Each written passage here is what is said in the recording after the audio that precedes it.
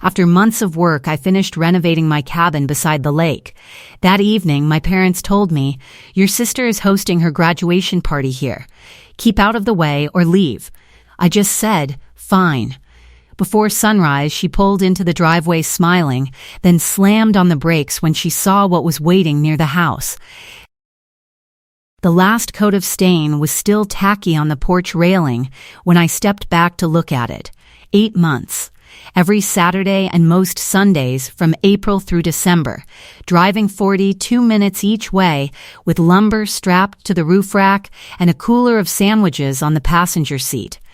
The cabin had been nothing when I bought it at a county tax sale for $52,000. A 2-bedroom shell with a sagging dock and a kitchen that smelled like raccoon. I could see it, though. I could see what it would be. And now it was finished. The railing was straight. The dock held weight. The bathroom had hot water for the first time in 6 years. I had sanded every floor by hand because the rental sander shorted out on the second day, and I could not afford another one until the next paycheck. I tiled the kitchen backsplash with ceramic I found on clearance, 40 cents a square foot, and I cut each piece on a wet saw I borrowed from the school custodian. The porch boards were pressure-treated pine I stained 3 coats over 3 weekends. The dock pilings I replaced by wading into the lake in July with a crowbar and a prayer, pulling out the rotted posts and sinking new ones with a post driver I rented by the day. 8 months of weekends and $18,000 in materials, and hired labor for the plumbing and electrical I could not do myself. Every other nail, every other screw, every other coat of finish was mine. My hands. My weekends. My money from a cafeteria manager's salary that left me $200 a month after bills if I did not eat out. I reached behind my ear and touched the carpenter's pencil. Flat, wide, the Dixon stamp faded to a shadow. Bite marks on one end from a man who chewed when he was thinking. I had kept it behind my ear every day of the renovation, the way my uncle used to keep his. I heard gravel crunch in the driveway. Walt's truck. Behind it, Irene's sedan. And behind that, Darla's white hatchback with the college parking sticker still on the bumper. They came inside without knocking. Darla walked through the kitchen first, running her hand along the counter I had installed in September. She opened the refrigerator I had bought with my credit card and looked inside like she was taking inventory. Irene stood in the doorway and looked at the floors. Walt sat at the kitchen table I had built from reclaimed planks and put both hands flat on the surface. "Your sister is graduating next weekend," Walt said. "We are hosting her party here." I looked at him. 60 people. Saturday afternoon through Sunday morning. Caterer is booked. DJ is booked. Darla has a tent coming for the dock area. It is already paid for. "Paid for with what?" I said. Walt waved the question away. "The point is, it is happening. The cabin is perfect for it. Darla has been planning this for weeks. Your mother and I talked about it, and this is the right place." "You talked about it," I said. "Without me." Walt leaned back in the chair. "The chair I built. At the table I built. In the kitchen I tiled. You serve lunch trays at a middle school, Shay. You make $38,000 a year and you spent 8 months of your weekends sanding floors and scraping paint on a lake cabin that was falling apart when you bought it. Your sister just finished a degree. A real one. From a real university. She has a boyfriend with a real career. She has a plan. You have a carpenter's pencil and a bucket of wood stain.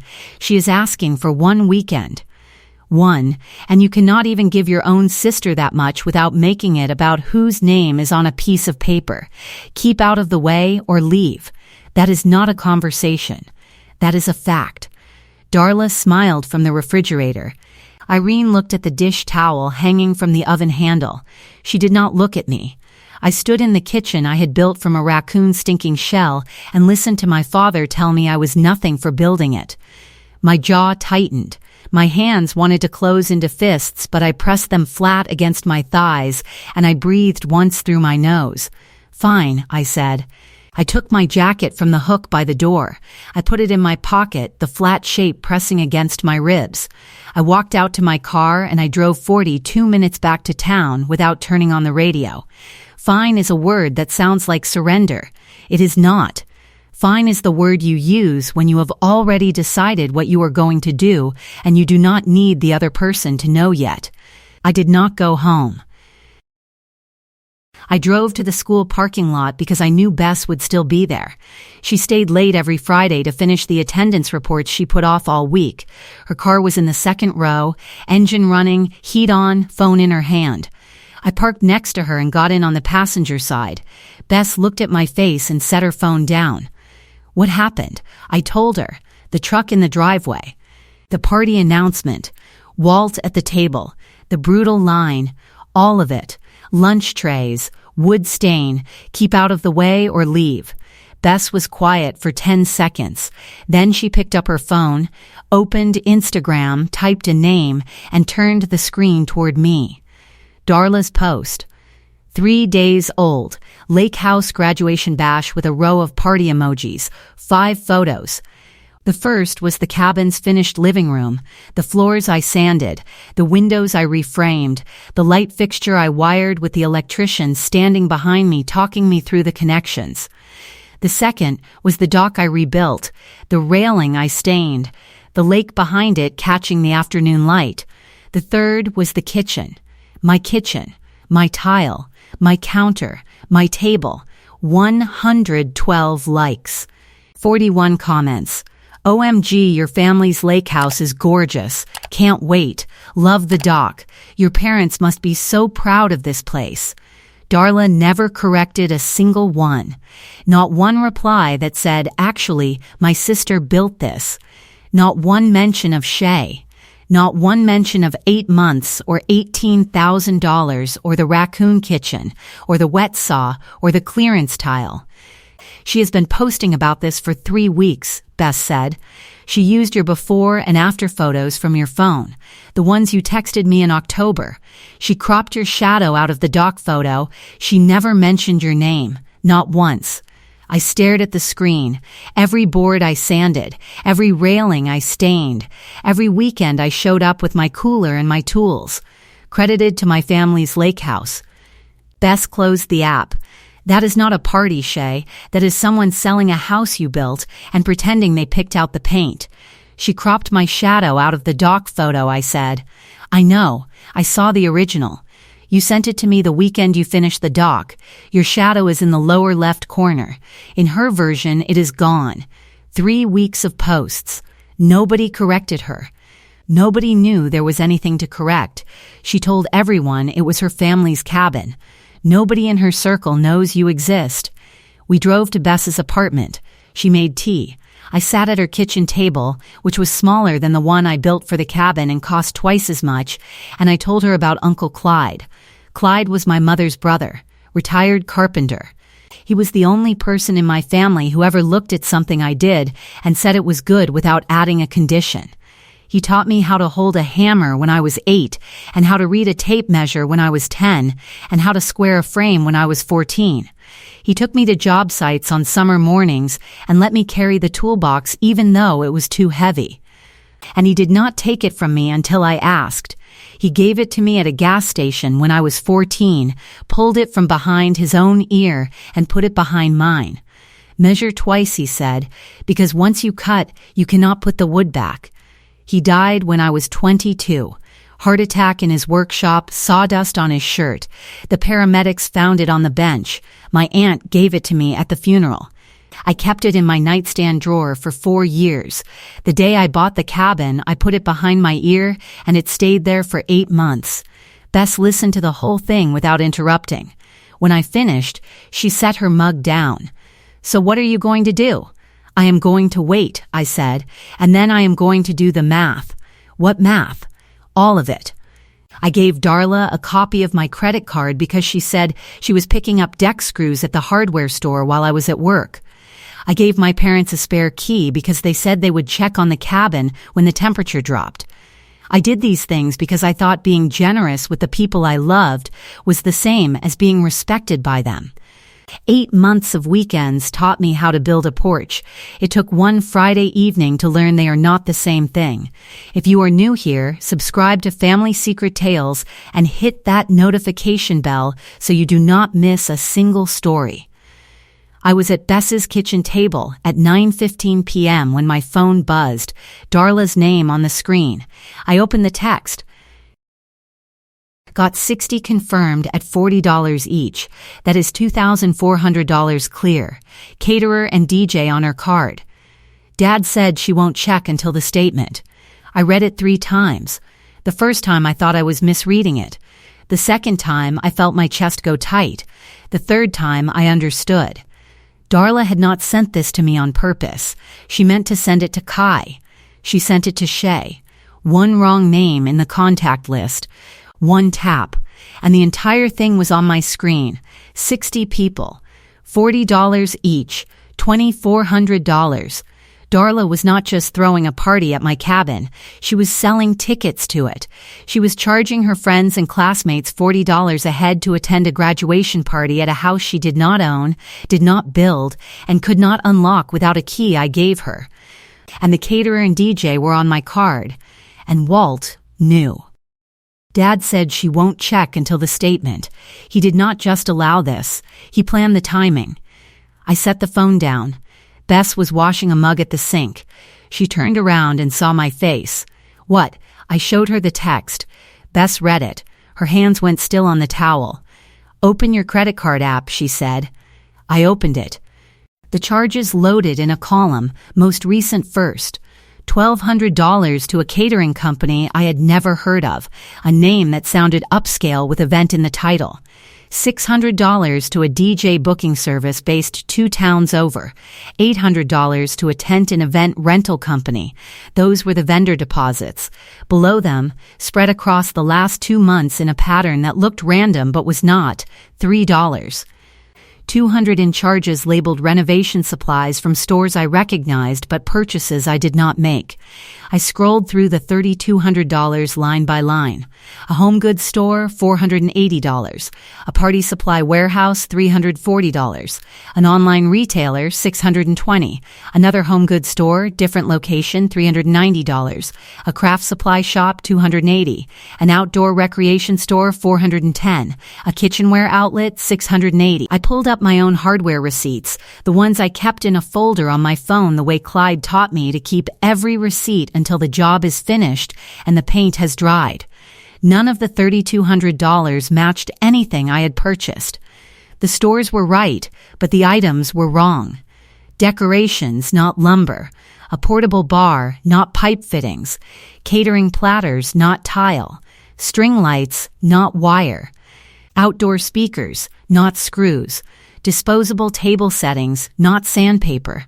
They were not renovation supplies, they were party supplies. For the study retreats Darla had been hosting at the cabin on weekends I was not there. I kept a guest log inside the cabin's front door, a notebook where I wrote the date and weather every time I visited. I had noticed entries on 6 weekends I never went. The handwriting was not mine. Sometimes it was not handwriting at all, just a coffee ring or a smudge where someone had set a cup on the open page. Wine stains on the counter I wiped when I arrived, a broken coaster I did not own, a trash bag in the bin that smelled like takeout from a restaurant in the college town 20 miles east. Darla had been running a rental operation on my property with my credit card for 2 months. Charging her friends $30 to $50 a night for cabin access and calling it study retreats. She had a key. She had my card number. She had 6 weekends of practice before the graduation party, which was not the beginning of anything. It was the finale of a 2-month scheme. Total unauthorized charges, $2,600 in vendor deposits, plus $3,200 in fake renovation supplies. $5,800. $5,800 charged to a card with my name on it, my credit limit, my payment history. Every month for 2 months, I had seen the charges come through and assumed Darla was buying deck screws and wood filler, because that is what she told me she was buying. I even thanked her once. I sent her a text in October that said, "Thanks for grabbing the supplies. You saved me a trip." She replied with a thumbs up emoji. That thumbs up was her acknowledging that the lie was working. I almost let the party happen. My hand was on the phone, and some part of me thought maybe I could talk to Darla in the morning and sort it out and keep the family together and find a way to make everyone happy.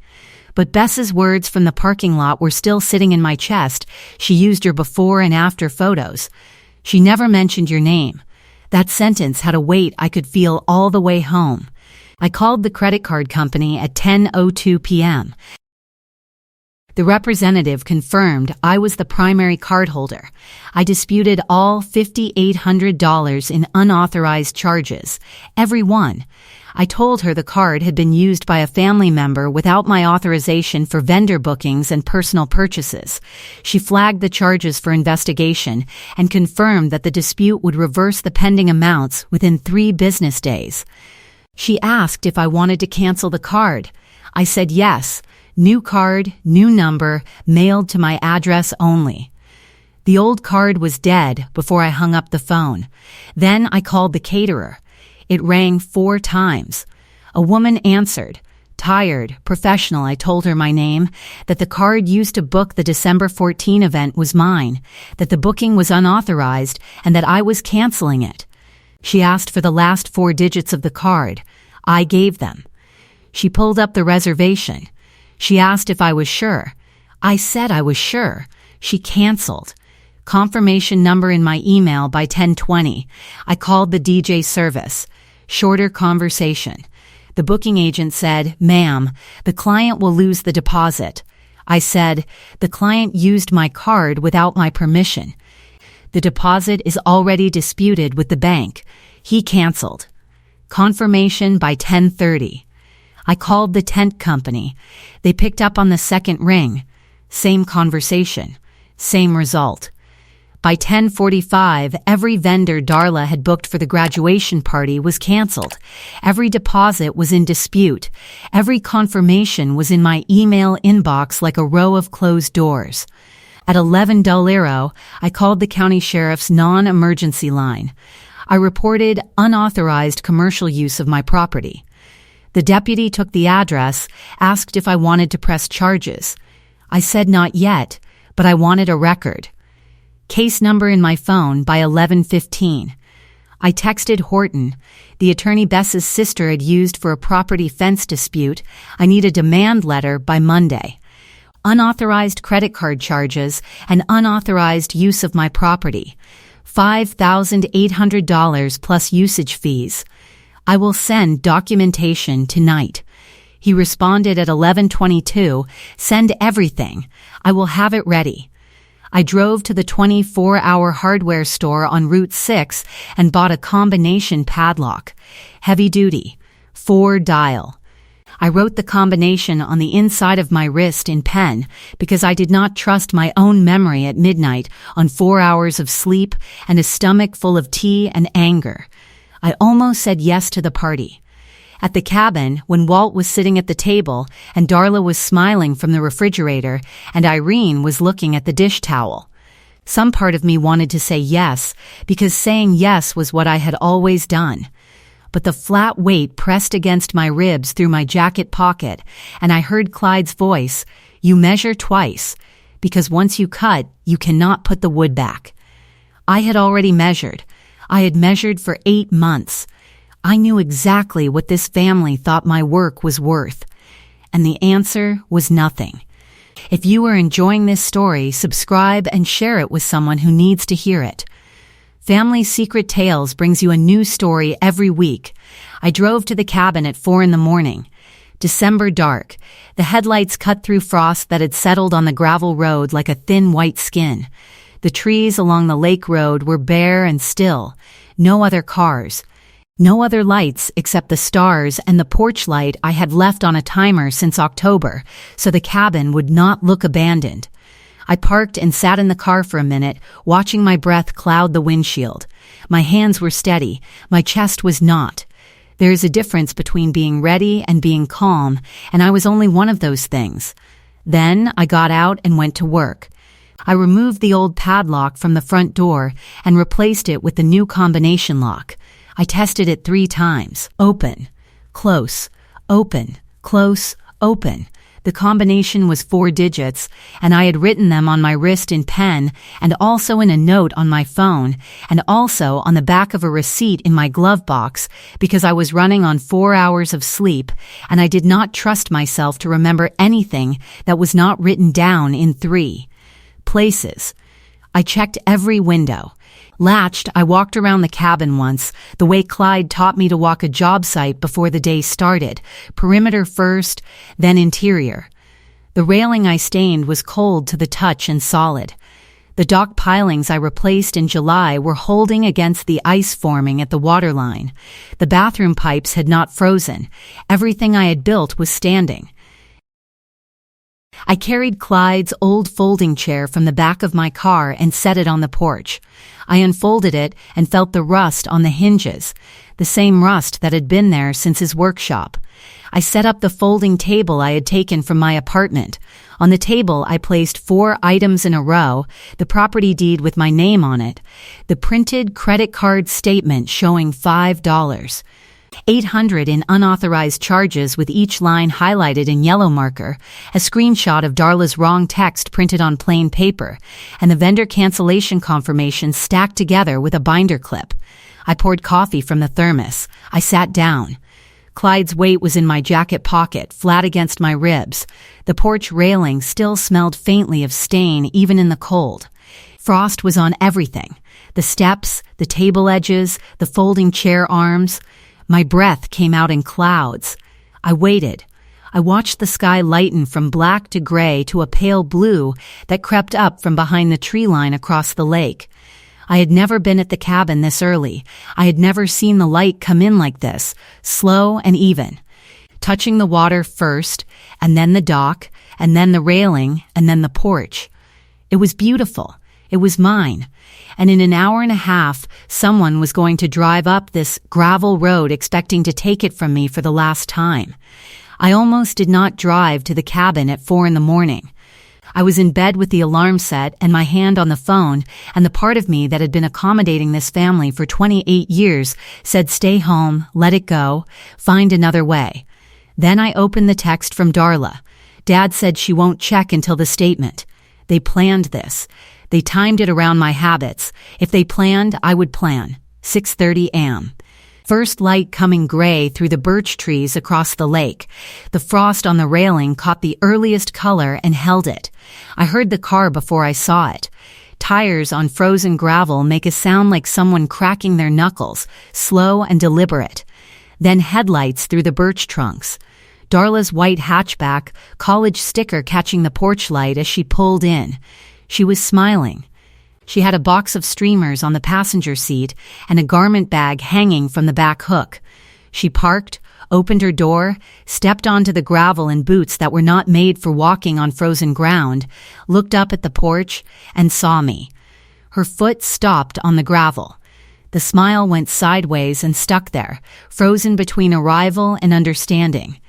She held the car door open for 3 full seconds before she closed it. "What are you doing here?" she said. I pointed at the table. Reed, Darla walked up the porch steps slowly. She looked at the deed first, then the credit card statement, then the screenshot of her own text. Her face went through 3 changes in 10 seconds. Confusion, recognition. Then something I had never seen on my sister's face before, which was the understanding that she had been caught by someone she never thought was paying attention. She pulled out her phone and called Walt. Walt and Irene pulled into the driveway at 6:55. Walt got out first. He saw the padlock on the cabin door. He saw the table. He saw me in Clyde's chair with the thermos. He walked up the steps with his shoulders squared the way he walked into every room, expecting the furniture to move for him. "What is this?" he said. It was not a question. "Read the table. I am not reading anything. Open the cabin. The caterer is coming at 9. The caterer is canceled.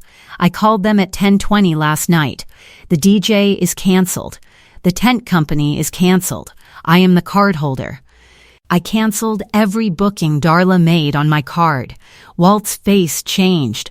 The confidence did not leave all at once. It left in pieces, the way paint comes off a wall when you scrape it, one strip at a time. He looked at Darla. Darla was looking at the ground. You cannot cancel her bookings, Walt said. She already confirmed with the vendors. People are expecting a party at a cabin that belongs to me. The vendors were paid with a card that belongs to me. I can cancel anything that has my name on it, and everything on that table has my name on it. Walt stepped toward the table. He picked up the credit card statement and read the first 3 lines. His mouth opened. He set it down. Darla, what is this? Darla did not answer. She crossed her arms and looked at the gravel. Darla, answer me. What is this? It is not what it looks like, Darla said. The charges were for the renovation. I was helping. I stood up from the chair. You charged $1,200 for a caterer to help with my renovation? You booked a DJ for $600 to help me sand floors? Darla's mouth closed. Walt looked at the credit card statement again. Then at Darla. Then at me. There is an explanation for this, Walt said. There is, I said, and I am going to give it to you. I spoke. Darla booked a caterer for $1,200 on my credit card without my permission. A DJ for $600. A tent rental for $800. That is $2,600 vendor deposits charged to my name. She also spent $3,200 on what she called renovation supplies over the last 2 months. Those were not renovation supplies. Those were decorations, a portable bar, and catering platters for the parties she has been hosting here on weekends, charging her friends $30 to $50 a night for access to a cabin she does not own, did not build, and cannot unlock without a key I gave her. 60 people paid her $40 each for tonight. That is $2,400 in her pocket for selling my property. I filed a dispute with the card company at 11:40 last night. There is no party. There is a locked cabin with one name on the deed and a driveway full of people who paid your daughter for something she never had the right to sell. Irene's hand went to her mouth. Darla took a step backward. It is just a party, Shay, Darla said. You are blowing this out of proportion. My jaw tightened. That was the one crack. The only one. You said I have a carpenter's pencil and a bucket of wood stain, I said to Walt. That marked every cut on every board your daughter is standing on. That stain is on every railing she charged her friends $40 to lean against. Those tools built this cabin from a shell that smelled like raccoon and had no hot water. Her degree did not hammer a single nail. Walt's right hand reached behind him for the truck hood. His fingers spread and his knuckles went white, steadying weight that used to hold itself. His jaw worked sideways, mouth opening and opening again, but nothing came out. His left foot stepped back, and his heel caught the gravel, and he stumbled half an inch and caught himself on the side mirror. His eyes tracked from the deed on the table to my face to the padlocked cabin door. They moved in a triangle and did not settle. Walt reached for his back pocket. He pulled out a checkbook. I will write you a check right now. $5,000. Just let her have the party. One afternoon, Shay, $5,000. That is more than fair. I picked up the credit card statement from the folding table, held it at arm's length so he could read it. $5,800 in unauthorized charges. My name at the top. Darla's purchases listed line by line.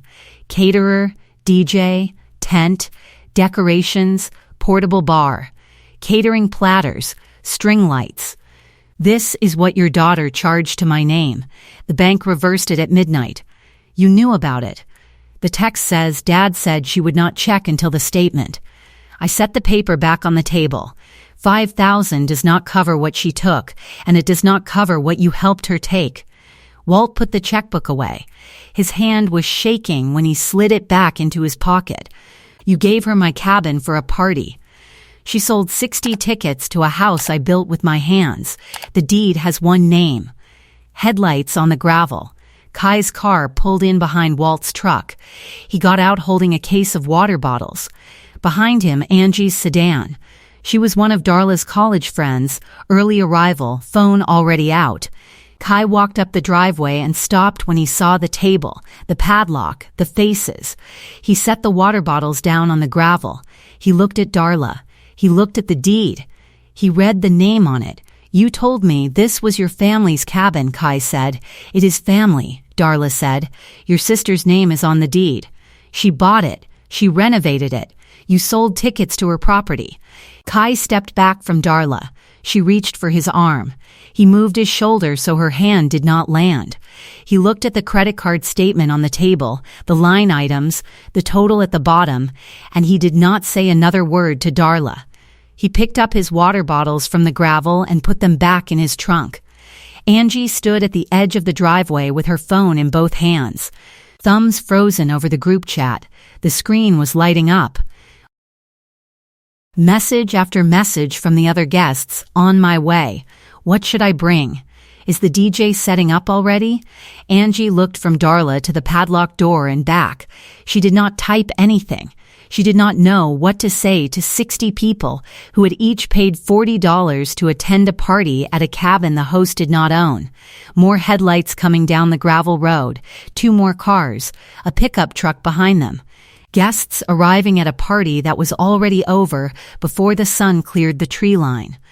Darla's phone started buzzing. One text, then another, then a call she did not answer. The group chat was breaking apart in real time. Someone had already driven past the driveway and seen the padlock on the cabin door and the folding table on the porch and the woman in the chair who was not Darla. "This is the last time you drive onto this property without my invitation," I said. "The last time Darla touches my credit card. The last time anyone in this family walks into something I built and calls it theirs. The cabin is mine. The key is mine. The lock changed at 4 this morning. And if anyone is still in this driveway in 20 minutes. The sheriff's non-emergency number is already in my call history." I picked up the deed from the table. I folded it and put it in my jacket pocket. I picked up my thermos. I left the credit card statement and the text screenshot on the table for anyone who wanted to read them. I walked down the porch steps, past Kai and his water bottles, past Angie and her frozen thumbs, past the 2 new cars pulling in with guests checking their phones, confused, looking for a party that was not going to happen. I got in my car. I closed the door. I did not look at the driveway in the mirror. On Monday, Horton sent the demand letter. Certified mail, signature required. Addressed to Walt and Darla jointly. $5,800 for unauthorized credit card charges, plus $1,200 in property usage fees for the 6 weekends of unauthorized commercial use. $7,000 total. 30-day window. The letter was 5 pages. It detailed every charge, every vendor, every weekend, every dollar. Horton included the text screenshot as an exhibit. He included the credit card statement as an exhibit. He included the cabin deed as an exhibit. Walt signed for the letter on his porch on a Tuesday afternoon.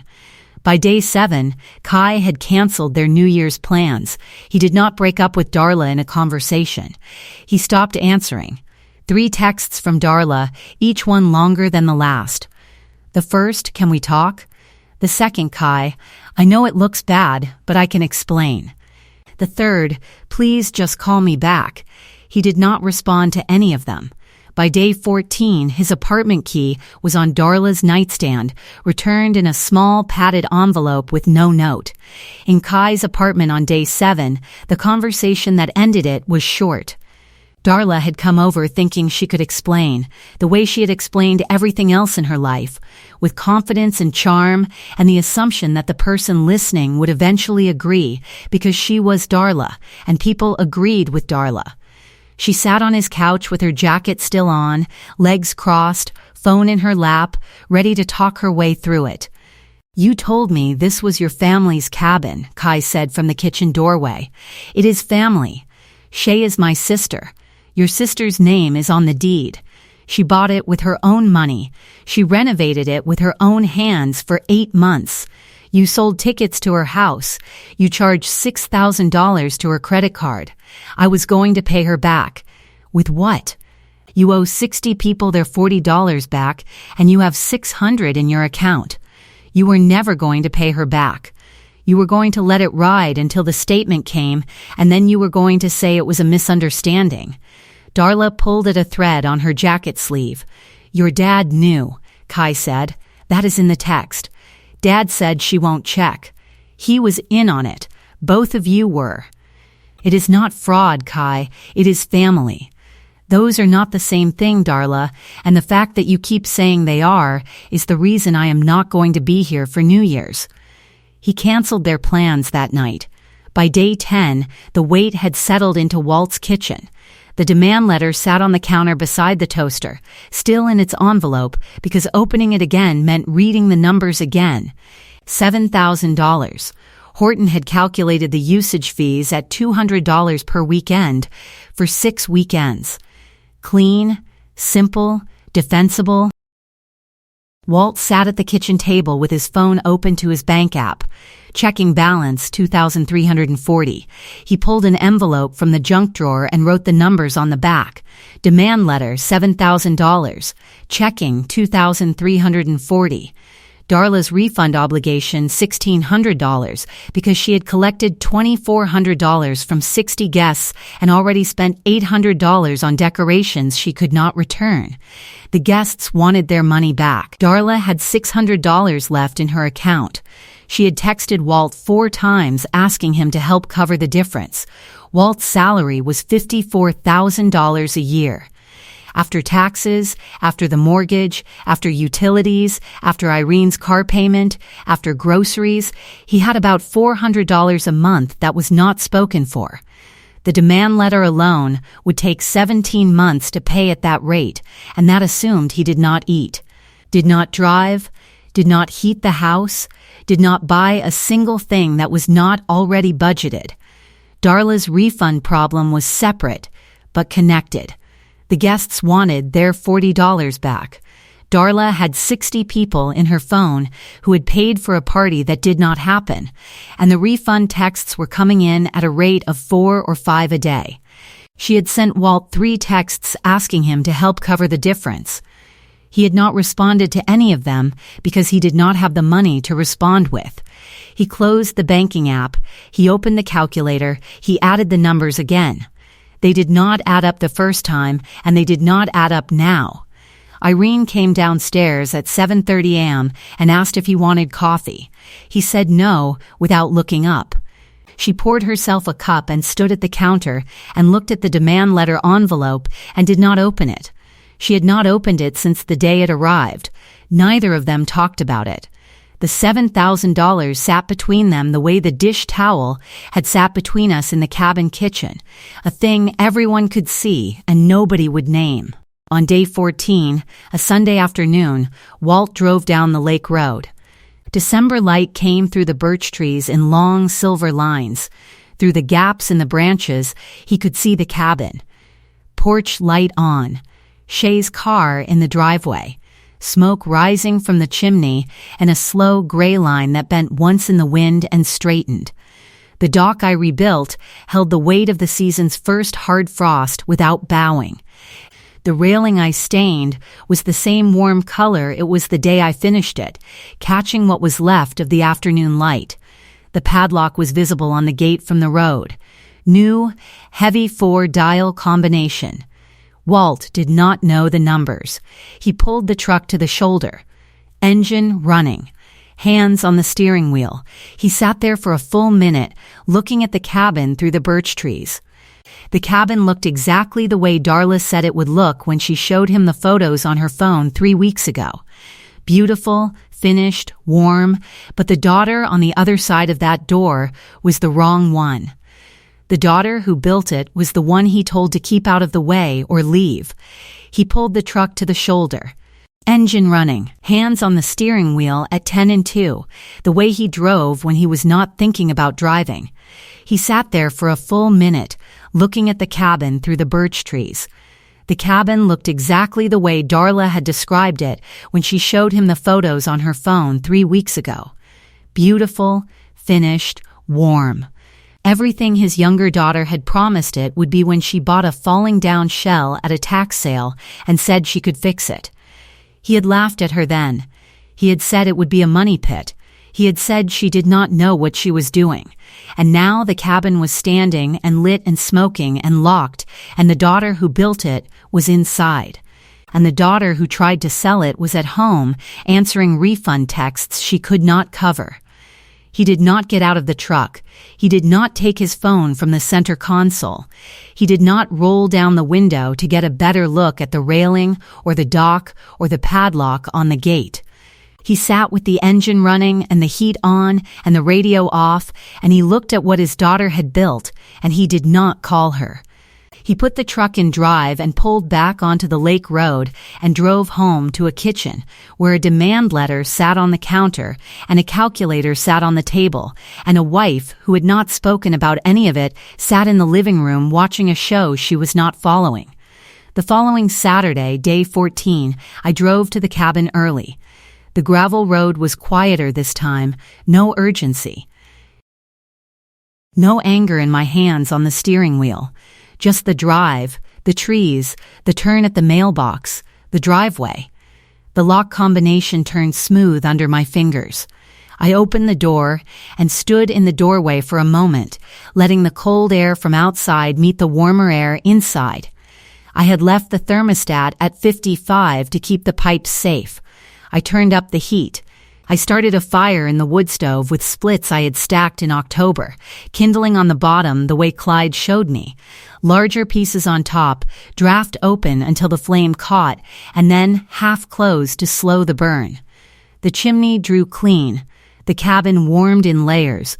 First the air near the stove, then the floor, then the walls, then the windows stopped fogging.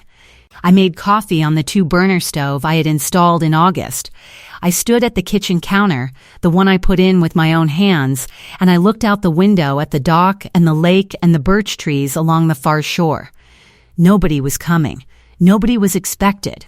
Nobody had a key or a code or a reason to drive down that gravel road except me.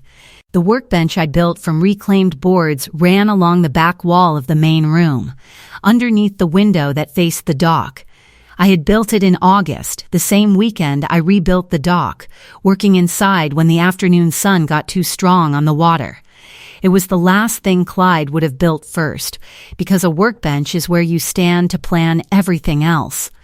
I took the carpenter's pencil from my jacket pocket, set it on the workbench surface, flat side down, bite marks up. The Dixon stamp caught the morning light coming through the window. It looked right there. It looked like it had been waiting for that spot since Clyde handed it to me at a gas station 14 years ago. In Walt's kitchen, the demand letter sat on the counter, and his checking balance sat in his phone. And Darla's refund text sat unanswered, and Kai's key sat on Darla's nightstand, and Irene's church friends were starting to ask questions she could not answer, because the answers all led back to a cabin that was never theirs and a daughter they told to leave. In my cabin, the chimney smoked. The dock railing held frost. The fire drew warm through the stove, and the walls I insulated in July, and the windows I reframed in September. Bess was coming next Friday. She had already texted, "I am bringing the good wine and a jigsaw puzzle." The workbench was clean. It rested on the surface, catching light. Through the window, the lake was flat and gray and still. I opened the cabin log on the workbench. I wrote today's date. December 28. I wrote the temperature, 29 degrees. I wrote one word in the margin, home. I closed the log. Outside, one set of footprints in the morning snow led from the driveway to the front door. Mine, nobody else had a key. If this story hit you, subscribe to Family Secret Tales and turn on notifications. We post a new story every week. Drop a comment and tell us what you would have done.